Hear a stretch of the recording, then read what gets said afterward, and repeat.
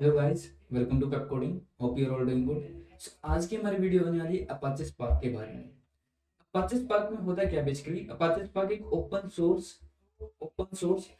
Clustering framework है, cluster computing framework है। और इसके अंदर हम कंप्यूटिंग करते हैं।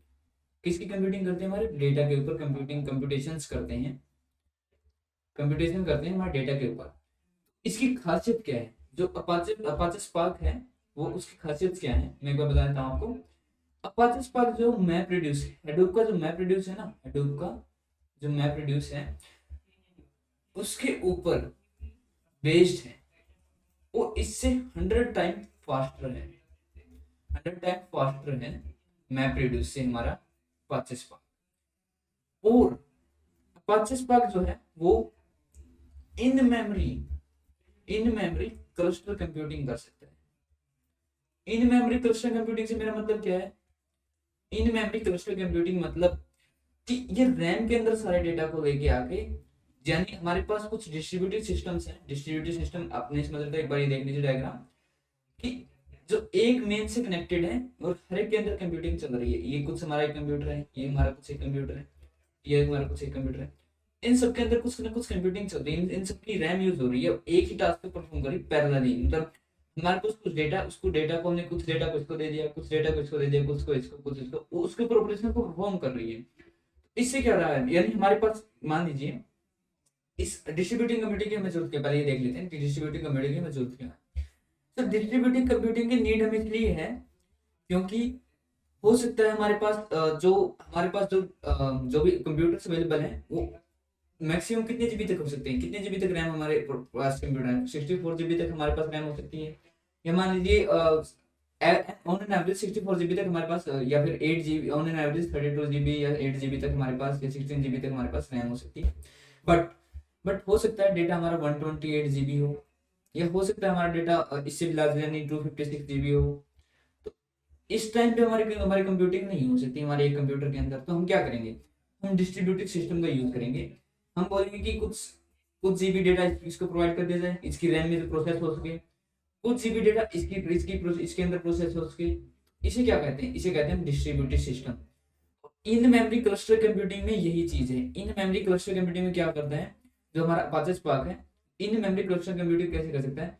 वो बोलता है कि कुछ डेटा इसको देके कंप्यूटिंग, कुछ इसको, कुछ इसको, इन सब से जो है वो कंप्यूटिंग हो जाती है। इसके कुछ फंक्शनैलिटी प्रोवाइड कर देता है ये, जिसके थ्रू हमारी जो इन मेमोरी क्लस्टर कंप्यूटिंग हो जाती है। मतलब डिस्ट्रीब्यूटेड सिस्टम के हर एक मेमोरी के अंदर डेटा जाके प्रोसेस किया जा सकता है। यानी हमारे पास अब कितना हो गया, यानी ये 8 जीबी को प्रोसेस करा, ये 8 जीबी को प्रोसेस करा, ये 8 जीबी को प्रोसेस करा, तो हमारा एक साथ 24 जीबी डेटा प्रोसेस हो रहा है। तो इससे हमारा बहुत जल्दी डेटा प्रोसेस हो गया। अब देखिए मैप के अंदर हम एक ही के अंदर कर रहे थे, मतलब मैप के अंदर हमारा डेटा क्या था, हमारी स्पीड स्लो थी, है ना, स्पीड स्लो थी। बट यहाँ पे क्या है, यहाँ पे हमारी हर एक कंप्यूटर से हम काम करवा रहे हैं, हर एक कंप्यूटर को हम प्रोसेसिंग दे रहे हैं। तो इससे हमारा क्या हो रहा है, इससे हमारा टाइम भी बच रहा है, स्पीड हमारी 100 टाइम फास्टर हो रही है ना। तो एक तो ये चीज हो गई भाई कि हमारा जो अपाचे स्पार्क हो डिस्ट्रीब्यूटिव कंप्यूटिंग पे वर्क कर रहा है, डिस्ट्रीब्यूटिंग कंप्यूटिंग पे वर्क कर रहा है। अब जान लेते हैं कि हडूप का जो हमारा अपाचे स्पार्क है वो कैसे है। तो हडूप का क्या, हडूप का सब प्रोजेक्ट है हमारा अपाचे स्पार्क। सब प्रोजेक्ट है हडूप का हमारा अपाचे स्पार्क। इसके अंदर क्या था, 2009 में 2009 में यूसी बर्कले नाम के साइंटिस्ट ने इसको बनाया। मतलब 2009 के अंदर इसको बनाया गया, 2010 को इसको ओपन सोर्स कर दिया गया, 2010 के अंदर इसको ओपन सोर्स कर दिया गया। चलो भाई, हमने ये भी देख लिया कि इसको इसके मतलब इसका कैसे फाउंड हुआ ये हमारा अपाचे स्पार्क। इसकी फंक्शनैलिटी देखिए कि इसकी सबसे ज्यादा जो स्पेसिफिसिटी, जो सबसे ज्यादा स्पेसिफिकेशन वो क्या है, वो है इन मेमोरी क्लस्टर कंप्यूटिंग। सो भी देख लेते हैं कि अपाचे स्पार्क के अंदर बेसिकली हम क्या क्या कर सकते हैं, किस चीज से हम एक्सप्लोर कर सकते हैं अपाचे स्पार्क को। तो देखते हैं, बात कर लें कुछ अपाचे स्पार्क के फीचर्स के बारे में। तो अपाचे स्पार्क के कुछ फीचर के बारे में बात कर लेते हैं।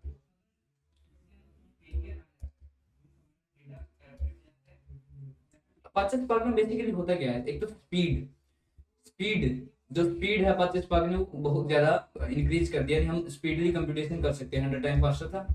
दूसरा था कि जो हमारा जो अपाचे स्पार्क को नॉट ओनली मैप रिड्यूस को भी अपना वो प्रेजेंट करता है, मैप रिड्यूस को भी हम यूज कर सकते हैं, मतलब मैप रिड्यूस को भी इंप्लीमेंट किया जा सकता है अपाचे स्पार्क के अंदर। तीसरी ये कि एडवांस एनालिटिक्स, यानी हम इसके अंदर क्या क्या कर सकते हैं, इसके अंदर हम मशीन लर्निंग लाइब्रेरीज को इंप्लीमेंट कर सकते हैं, मशीन लर्निंग के एल्गोरिथम्स को इंप्लीमेंट कर सकते हैं, और ग्राफ एल्गोरिथम्स को भी इंप्लीमेंट किया जा सकता है। एक ये कि इसके ऊपर high level operation apply, high level operation भी हम इसके ऊपर इंप्लीमेंट कर सकते हैं।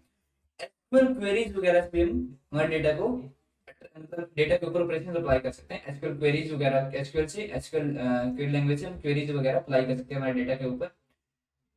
ये तीनों चीजें हैं जो स्पीड भी, एडवांस भी और स्पोर्ट, और ये और एक बात देख लेते हैं कि इसके अंदर और क्या चीज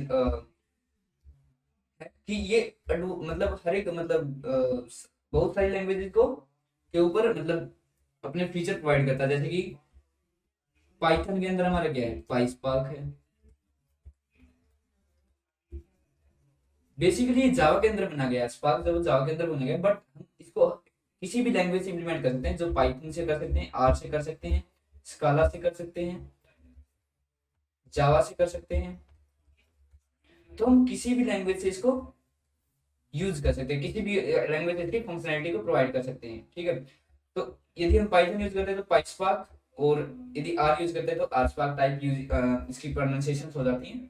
तो अभी इसके बारे में डिस्कस नहीं कर रहे कि क्या क्या प्रोनाउंसिएशन करेंगे, बट अभी डिस्कस कर रहे थे कि हमने लैंग्वेज के बारे में डिस्कस कर लिया, स्पीड और इसके एडवांस एनालिटिक्स के बारे में डिस्कस कर लिया, इसकी सपोर्ट मल्टीपल लैंग्वेजेस को डिस्कस कर लिया, किसी लैंग्वेज को सपोर्ट कर रहे हैं।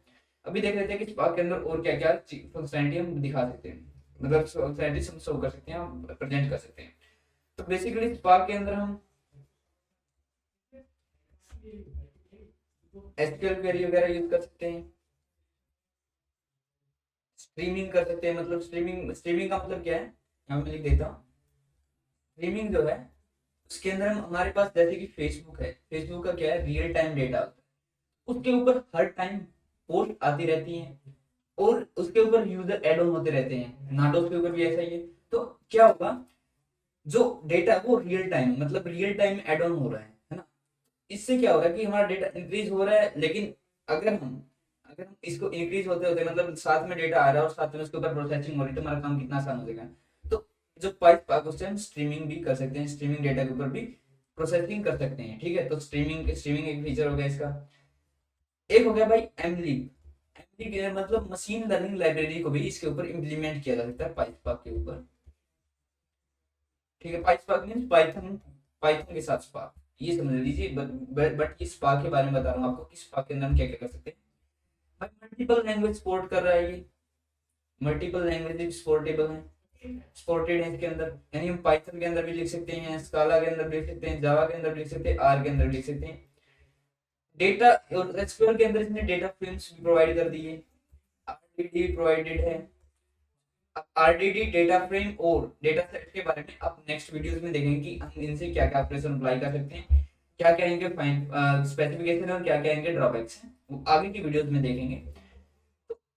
एसक्यूएल क्वेरी वगैरह भी लगा सकते हैं डेटा के ऊपर, डेटा फ्रेम बना के मतलब आपने पांडास भी उसमें देखा होगा, जो पांडास के हर एक फंक्शनैलिटी इसके अंदर एसक्यूएल के अंदर, मतलब जो स्पार्क है उसके अंदर आ जाती है, जो स्पार्क एसक्यूएल है उसके अंदर आ जाती है।